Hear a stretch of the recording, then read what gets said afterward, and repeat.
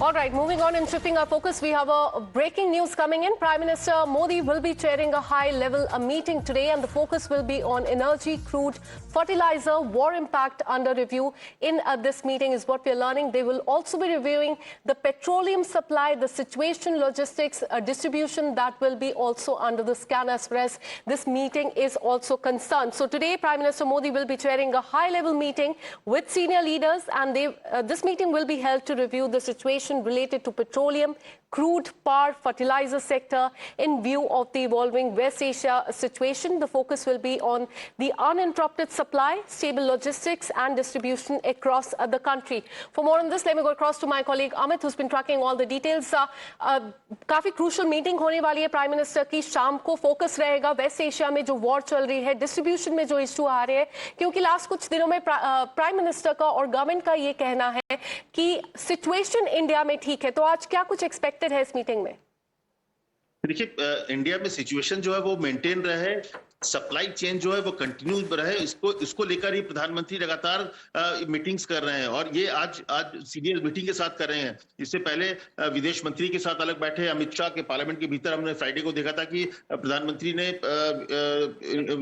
जो विदेश मंत्री के साथ साथ अमित शाह के साथ भी मुलाकात की. इसके अलावा पेट्रोलियम मिनिस्टर के साथ बुधवार को कैबिनेट के साथ बैठे थे वो. तो लगातार प्रधानमंत्री इस बात को लेकर बोल रहे हैं कि कैसे इस चीज को मेंटेन रखना है. और इसी को लेकर आज जो शाम को जो बैठक होने वाली, इसमें सीनियर मिनिस्टर्स होंगे. और प्रधानमंत्री, अगर आपको याद हो तो पिछले 24 घंटे में लगातार ईरान के राष्ट्रपति से तो बात की ही. इसके अलावा दूसरे जो गल्फ कंट्रीज है वहां के सीनियर से जो वहां पे जो प्रिंस हैं उनसे उनकी बात हुई है. और ईद का मौका था, उसी बहाने उन्होंने बात भी की है. और सबसे एक ही बात की है, ईरान के जो राष्ट्रपति से बात उन्होंने कहा है कि जो शिपिंग का जो रास्ता है उसको खुला रहना चाहिए, वो सुरक्षित होना चाहिए. और कहीं ना कहीं जो ईरान में भारतीय है उनको भी सुरक्षित रखने को लेकर उन्होंने बात की. लेकिन सबसे इंपॉर्टेंट बात यह है कि जो एलपीजी या ऑयल को लेकर जो है, क्योंकि लड़ाई देखिए तो पिछले 3-4 दिनों में और बढ़ा है. ऐसे में वहां पर हालात और बिगड़ रहे हैं. जो इंफ्रास्ट्रक्चर है वहां पर सबको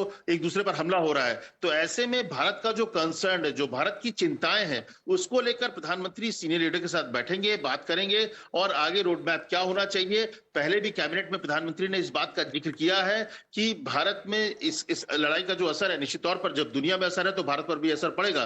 लेकिन आम आदमी को इसके लिए ज्यादा मुश्किल ना हो, इसके लिए सभी मिनिस्ट्री आपस में मिलकर एक काम करें. और मुझे लगता है कि आज जो सीनियर लीडर्स के साथ बैठक है उसमें भी प्रधानमंत्री आगे क्या हो सकता है, क्योंकि अगर हालात बिगड़ते हैं, जैसे एलपीजी है, तो अगर हमको अल्टरनेटिव रूट्स देखने पड़ेंगे, अल्टरनेटिव कंट्रीज देखने पड़ेंगे जहां से एलपीजी की जो सप्लाई है उसको कंटिन्यू किया जा सके. तो इन तमाम चीजों को लेकर बातचीत हो रही है.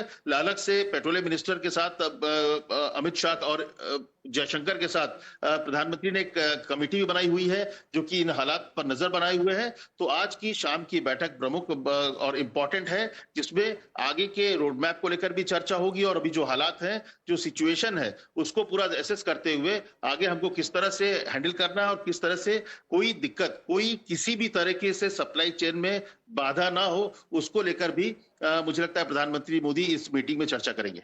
All right, so all eyes, in fact, will be on this high-level meeting today that the Prime Minister will be helming with the senior minister, and the focus will be on the escalating crisis as far as the West Asia war is concerned, and we will be tracking this very closely. Thank you so much, Amit, for getting us all these details.